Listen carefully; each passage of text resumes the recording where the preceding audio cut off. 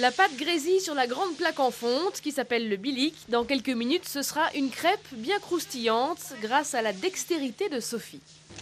On met la pâte dans le coin de la poêle et on tourne. Et voilà. Et on attend que ça cuit. À l'écouter, une crêpe, c'est impossible à rater. Je pense pas. Non. Oui, la pâte, c'est pas dur, c'est du sarrasin et puis un petit peu de froment pour qu'elle soit plus facile à faire, du gros sel et de l'eau pour faire les crêpes de blé noir. Tout le savoir-faire est dans la main, dans le tournage de la crêpe, ça vient tout seul. Sophie a été à bonne école, c'est sa mère, Mimi, qui lui a appris à faire des crêpes. Elle lui donne encore un coup de main de temps en temps. C'est elle qui a créé cette crêperie chez Mimi, dans une petite maison en pierre, au bord de la route entre Quimper et Bénodet, il y a 30 ans. Et la crêpe, c'est une histoire de famille. Ma grand-mère faisait des crêpes pour les mariages sur des grands piles à chauffer au feu de bois.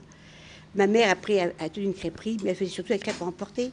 Et moi, j'ai ouvert ici en 81 après. Ouais. Mais curieusement, de mère crêpière en fille crêpière, on ne se prête pas le matériel. Maman nous laissait pas, on n'avait pas le droit de toucher à ces poêles. Hein. Je sais pas, c'est mon matériel, j'avais l'impression qu'après, je ne pouvais pas faire mes crêpes. Quoi. C'était pas pareil. Maman était comme ça aussi. J'ai jamais fait de crêpes à la maison. Et pourtant, j'avais 25 ans quand j'ai quitté Châteauneuf, mais j'avais jamais fait de crêpes.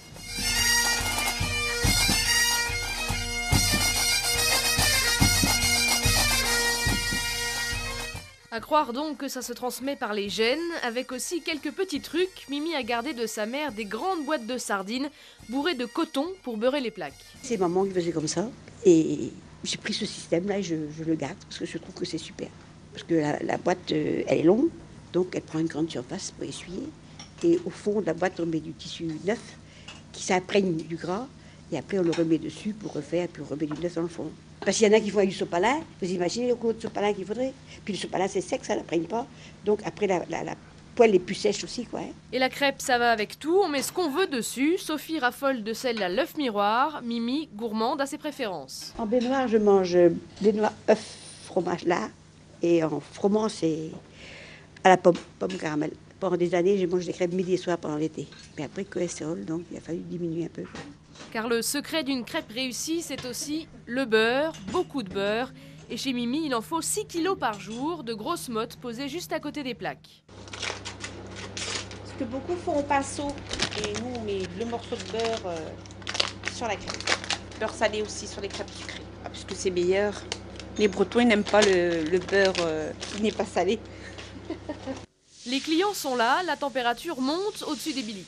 C'est une habitude, hein. Je supporte mieux la chaleur des poêles que le soleil dehors.